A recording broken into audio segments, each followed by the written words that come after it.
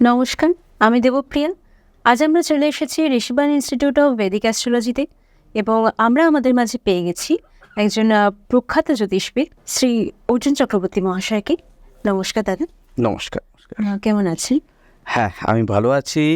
আমাকে এই যে অনুষ্ঠানে ডাকা হয়েছে পডকাস্টে, এর জন্য আমি প্রচণ্ড কৃতজ্ঞ শান্তনুবাবুর কাছে। এবং হ্যাঁ, আমাকে ইন্ট্রোডিউস করলেন জ্যোতিষী বলে। হ্যাঁ, আমি জ্যোতিষী ঠিকই, তবে আমার এখানে অবশ্য প্র্যাকটিস খুব একটা হয় না। আমি সাধারণত ইউরোপেই প্র্যাকটিস করি, ওখানেই থাকি এবং অনলাইনে ওখানের সঙ্গেই কাজ করি। আগে একটা সময় ছিল যখন এখানে আমি প্রচুর প্র্যাকটিস করেছি, 14-15 বছর।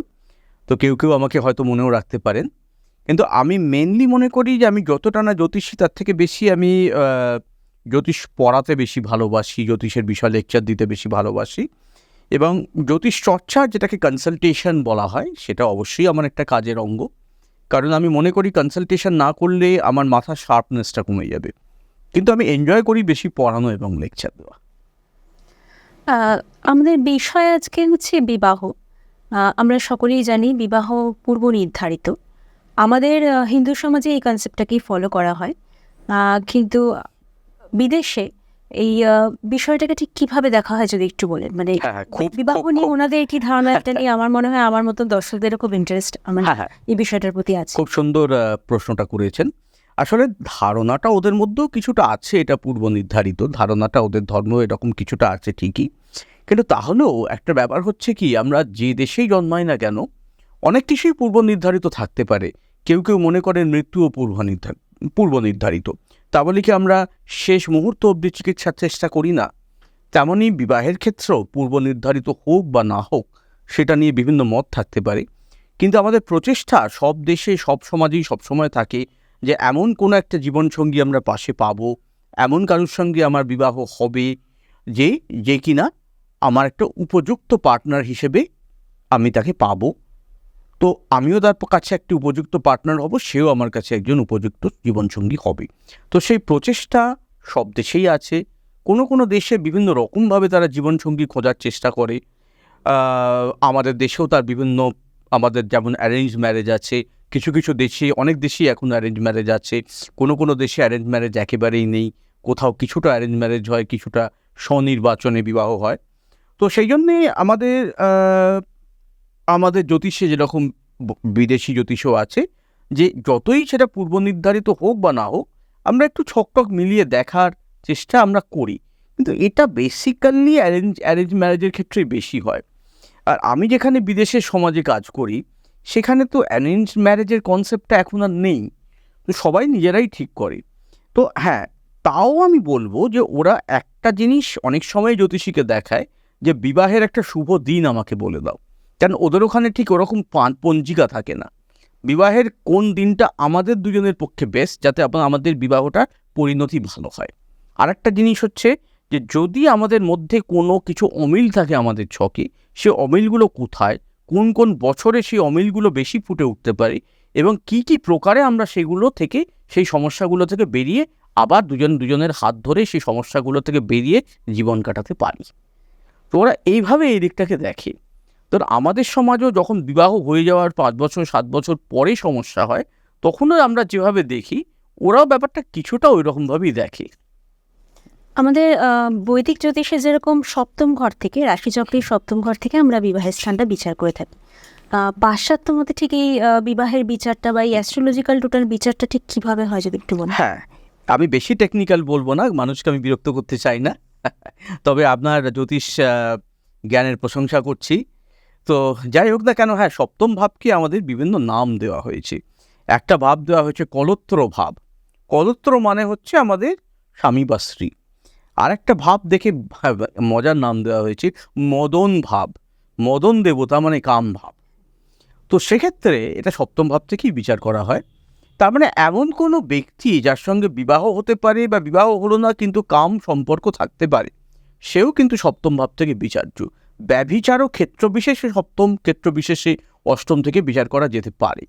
মানে যেখানেই কাম ধরনের একটা সম্পর্ক জড়িয়ে আছে, সেখানে একটা সপ্তম ভাবের ব্যাপারটা এসে যাচ্ছে, কারণ ওইটাই বেসিক্যালি মদন ভাব বা কলত্র ভাব। তো সেই ব্যাপারটা আসছে। অত সপ্তম ভাবকে বাদ দিয়ে আমার মনে হয় কোনো স্টাইল অফ অ্যাস্ট্রোলজিতেই বিবাহের ব্যাপারটা চিন্তা করা হয় না, কিন্তু অ্যাডিশনাল আরও কিছু ভাব থাকে যেটা আমাদের আছে। চতুর্থ ভাবকে আমরা সুখস্থান বলি। যেমন আমাদের সমাজে জয়েন্ট ফ্যামিলির একটা কনসেপ্ট এখনও আছে। তো যেমন ধরুন আপনি একজন মহিলা, আপনি বুঝতে পারবেন যে আপনাদের পক্ষে কাজটা সাধারণত অনেক বেশি কঠিন। আপনাদের শুধুমাত্র একজন জীবনসঙ্গীর সঙ্গে অ্যাডজাস্ট করতে হচ্ছে তা নয়, নিজে যেখানে বড় হয়েছেন সেই জায়গাটাকে মোটামুটি ছেড়ে দিয়ে আর একটা জায়গায় গিয়ে নতুন জায়গায় অ্যাডজাস্ট করা, এবং সেখানে আরও যারা আত্মীয় পরিজন যদি থাকে তাদের সঙ্গেও অ্যাডজাস্ট করা। মানে আমাদের সমাজে একটা বিবাহটা যেটা, সেটা দুটি পরিবারের মধ্যে একটা বন্ধন। ওদের দেশে কিন্তু দুটি পরিবারের মধ্যে নয়, শুধুমাত্র দুটি মানুষের মধ্যে। তা আমি ওদের বলি যে ইন্ডিয়ান সমাজটা বোঝার জন্য ওরা যখন অবাক হয়ে শোনে এরকম সমাজ, সত্যি আমি বলি যে ওই চেতন ভগতের একটা খুব ভালো বই আছে, টু স্টেট সিনেমাটা একটু দেখো, হাসিও পাবে কান্নাও পাবে, তাহলে আমাদের সমাজটা টোটালি বুঝতে পারবে। তো ওদের ওখানে কিন্তু ওই রকম ঠিক জিনিসটা হয় না। তো ওখানে ব্যাপারটা, কাজটা মহিলা এবং পুরুষদের ক্ষেত্রে ইকুয়ালি ইজি বা ইকুয়ালি ডিফিকাল্ট। তো এখানে আমরা যখন আমাদের জাতিকা বা পাত্রীচ্ছক বিচার করি, অনেক কিছু সাবধানে বিচার করতে হয়। সে মানুষটাকে সুখে শান্তিতে থাকতে গেলে অনেক মানুষের সঙ্গে অ্যাডজাস্ট করতে হবে, অনেক রকম পরিস্থিতি সামাল দিতে হবে। এমনকি একজন ভদ্রমহিলার যদি বাকস্থানটা খারাপ থাকে, সেও কিন্তু খুব তাড়াতাড়ি অপ্রিয় হয়ে উঠবে, যতই সে ভালো মানুষ হোক।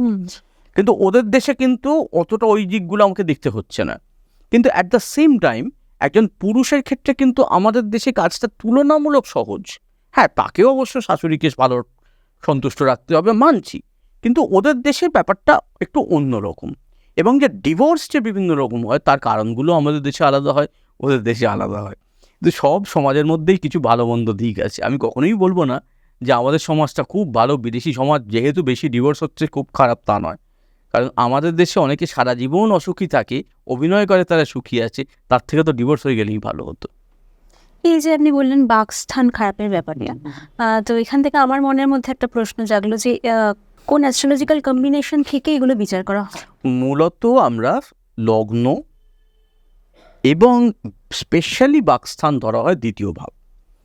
যেমন ধরুন পারিবারিক জীবনে কেমনভাবে আমি কথা বলছি, একজন স্টুডেন্টের ক্ষেত্রে সে ওরাল পরীক্ষায় কীরকম রেজাল্ট করছে, একজন চাকুরিজীবী ইন্টারভিউতে কীরমভাবে প্রশ্নের উত্তর দিচ্ছে, একজন গায়ক বা গায়িকা কীরমভাবে তার গানটা পরিবেশন করতে পারছে, নাকি সেই মুহূর্তে নার্ভাস হয়ে যাচ্ছে, এই সব জিনিসগুলোই ভোকাল কর্ডের এই ব্যাপারগুলো দ্বিতীয় স্থান থেকে বিচার করা হয়। সাধারণত মঙ্গল বা রাহু, এমনকি পাপপীড়িত রবি গ্রহ, রবি হচ্ছে অত্যন্ত স্পষ্ট সত্যের গ্রহ। রবি সূর্যের দিকে আমরা তাকিয়ে থাকতে পারি, তাকিয়ে থাকতে পারি না। তো এরা যদি আমাদের বাকস্থানকে প্রভাবিত করে, তাহলে কিন্তু অনেক সময় দেখা যায় যে একজন পুরুষ হয়তো তাও বেঁচে যাচ্ছে, কিন্তু একজন মহিলা আনফর্চুনেটলি সবার ভালো চেয়েও সে অপ্রিয় হয়ে যাচ্ছে। এইগুলো তখন আমাকে আগে থেকে বলে দিতে হয়, দেখো বাবা, তোমাকে এই ব্যাপারগুলো খুব কেয়ারফুল থাকতে হবে। চন্দ্র যদি খুব খারাপ থাকে, তাহলে সেই মহিলার এমন জায়গায় বিবাহ হওয়া উচিত যে পরিবারে মহিলাদের দাপটটা একটু কম, বড় ননদ, অবিবাহিত ননদ নেই। কিছু কিছু পরিবারে দেখা যায় না, অ্যারেঞ্জ ম্যারেজ যখনও হচ্ছে, মানে হবু শ্বশুরমশাই কথা বলছেন না, হবু আমি বলবো, আমি সবসময় আগে গিয়ে একটু কেয়ারফুল থাকতে হবে, কারণ তার চন্দ্রটা খারাপ আছে। তার নিজের মার সঙ্গে অশান্তি না হলেও তখন শাশুড়ি মা বা বড় ননদের সঙ্গে অশান্তি হবে, এগুলো একটু দেখে নিতে হবে। আচ্ছা, পাপড়িত গ্রহ যেহেতু বললেন, সেক্ষেত্রে কি কেতুর ক্ষেত্রেও এটা প্রযোজ্য? কেতু যদি সেকেন্ড হাউসে কারণ কেতুর ক্ষেত্রে প্রযোজ্য। কেতুর ক্ষেত্রে মিসআন্ডারস্ট্যান্ডিং বেশি হয়, কটু কথা বলতে না চেয়েও সে কিছু ভুল ওয়ার্ড ইউজ করে ফেলছে। আর মঙ্গল রবি থাকলেও তো সে রীতিমতো রেগে গিয়েই কটু কথা বলে দিচ্ছে, ইচ্ছে করেই বলে দিচ্ছি, ওই সময় কন্ট্রোল করতে পারছে না। আর কেতুটা হচ্ছে মোর লাইক মিসআন্ডারস্ট্যান্ডিং, বা আমি একটা কথা বললাম তার উল্টো মিনিং হয়ে গেল। অনেক সময় সাংবাদিকদের সঙ্গে যেমন সেলিব্রিটিদের ভুল হয় না, বলে আমি এটা বলতে চাইনি, আমাকে মিসকোট করা হয়েছে, ওই রকম জিনিস পরিবারের মধ্যে হয়। আচ্ছা, এই যে দাদা আপনি বললেন সাংসারিক অশান্তির কথা, তো আমরা অনেক ক্ষেত্রেই দেখে থাকি আমাদের দেশে হিন্দু ধর্মে একই প্ল্যানেটারি পজিশন থাকা সত্ত্বেও অনেকেরই বিবাহিত জীবন অনেক দিন ধরে টিকে আছে। মানে হয়তো যেখানে হতে পারতো, মানে তার চার্টে সম্ভাবনা ছিল ডিভোর্স হওয়ার, কিন্তু ডিভোর্স অব্দি ব্যাপারটা গড়ালো না, তার আগেই তাদের মধ্যে মিটমাট হয়ে সব কিছু ঠিক হয়ে গেল। কিন্তু আমরা যদি অপর দিকে দেখি, ইউরোপের কান্ট্রিগুলোতে ডিভোর্সের সংখ্যা অনেক বেশি। তো সেটা কি কারণের জন্য হচ্ছে? অ্যাকচুয়ালি ব্যাপারটা হচ্ছে কি, আর্থসামাজিক পরিস্থিতি, স্থান, কাল, পাত্র, এই বিষয়গুলি অত্যন্ত গুরুত্বপূর্ণ। তো বিভিন্ন দেশের বিভিন্ন হরোস্কোপ আছে। এটাকে দেশের থেকেও বলা উচিত বিভিন্ন জাতি, যেটাকে আমরা ইংলিশে বলি রেস, তাদের কর্মফল আলাদা এবং একই ধরনের গ্রহের অবস্থান বিভিন্ন জাতির ক্ষেত্রে একটু আলাদা আলাদা প্রভাব দিতে পারে। তার আর্থ সামাজিক যে একটা ডিফারেন্স আছে, ধার্মিক ডিফারেন্স আছে, সেখানে তারা অন্যরকম জিনিসগুলো তাদের বাবা মার কাছে শিখে এসেছে ছোট থেকে, এই সব যে ব্যাপারগুলো, এগুলো আমাদের সবসময় মাথায় রাখতে হয়।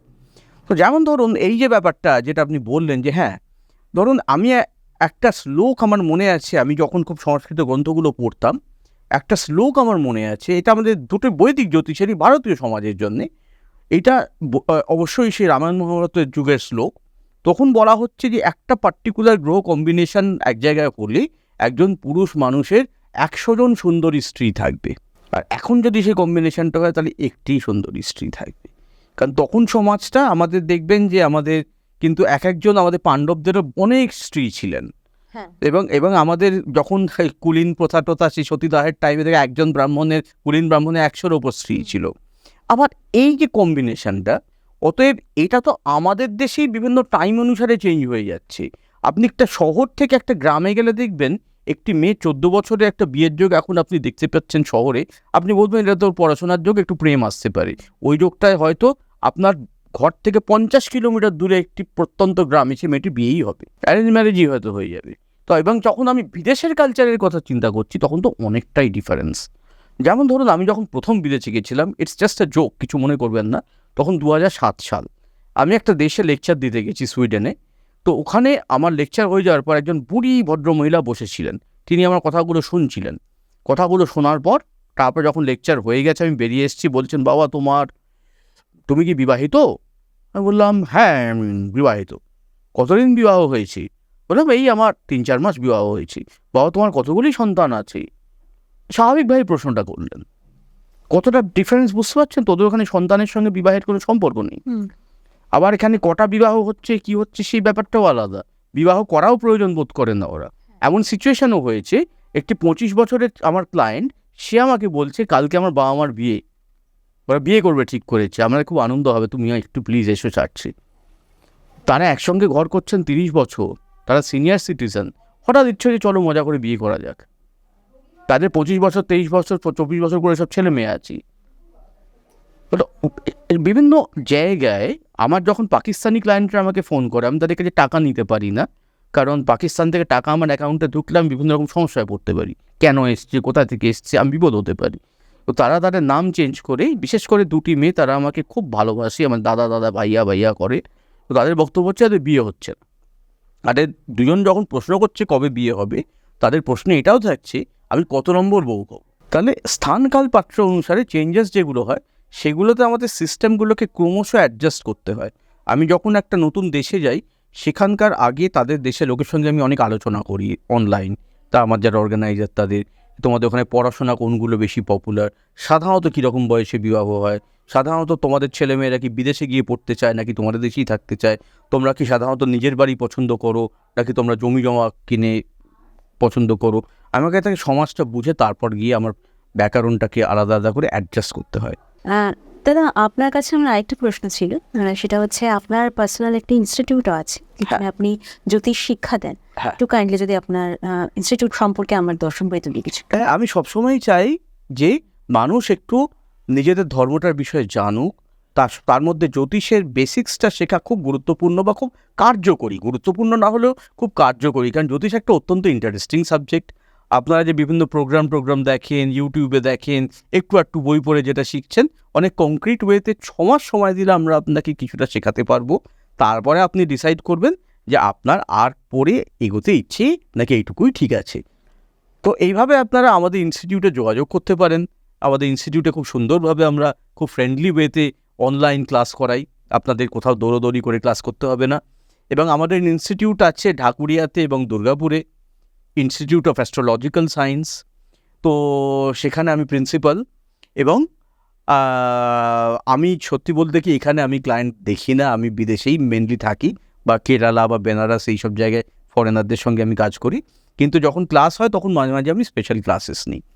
তো আপনারা যোগাযোগ করতে পারেন আমাদের ইনস্টিটিউটে। আমার পরম বন্ধু খুব ভালো, তান্ত্রিক জ্যোতিষী শ্রী গৌতম, উনি আমাদের ইনস্টিটিউটের অ্যাডমিনিস্ট্রেটিভ দিকগুলি দেখেন, উনি আপনাদের সমস্ত কিছু বলে দেবেন যে অন্তত বেসিকটা শিখুন, খুব ভালো লাগবে। তারপর ইচ্ছে হলে আরেকটু শিখবেন, ইচ্ছে হলে একটা প্যারালাল প্রফেশন হিসেবে এটা থেকেও কিছু ইনকাম করতে পারেন, মানুষের উপকারও করতে পারেন, কিন্তু সেটা পুরোপুরি অপশনাল। আগে বেসিক্সটা শিখে একটু আনন্দ পান। অসংখ্য ধন্যবাদ দাদা, থ্যাংক ইউ। আপনাকে আজকে আমাদের মধ্যে পেয়ে আমরা খুবই গর্বিত, এবং খুব সুন্দর এবং সাবলীলভাবে আপনি আমাদের শ্রোতাদেরকে বিষয়বস্তুটা বুঝিয়ে দিলেন। এবং যারা জ্যোতিষ শিখতে চান এবং জ্যোতিষকে বাই প্রফেশন বেছে নিতে চান, তারা অবশ্যই দাদার সাথে যোগাযোগ করে নিন। এবং আমাদের আজকের অনুষ্ঠান এই পর্যন্তই। আমরা আগামী দিনে একটা ইন্টারেস্টিং টপিক নিয়ে আপনাদের সামনে হাজির হব। নমস্কার, থ্যাংক ইউ, ধন্যবাদ।